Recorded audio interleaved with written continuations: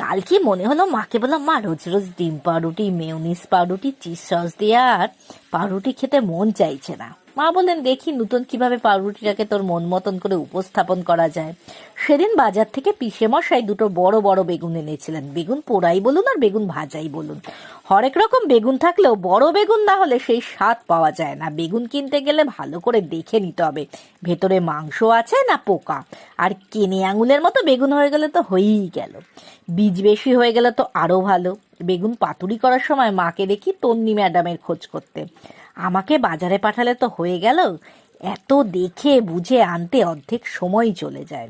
সে যাই হোক, এ তো গেল বাজার পর্ব। এবার সোজা ঢুকে যাই আমাদের হেসেলে। গিয়ে দেখলাম মা নয় বড় পিসি জল খাবার করছেন।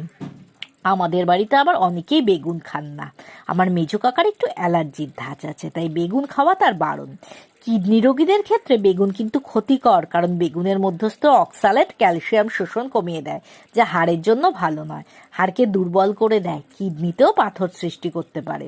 আমি সর্বভুক। মা বলেন যে আমার খাওয়া দাওয়ার ধরন নাকি কাকেদের মতো। কাকই হই বা টিয়া, খাওয়া যদি মনোপুত না হয় সেক্ষেত্রে আমি আবার চিলও হয়ে যেতে পারি।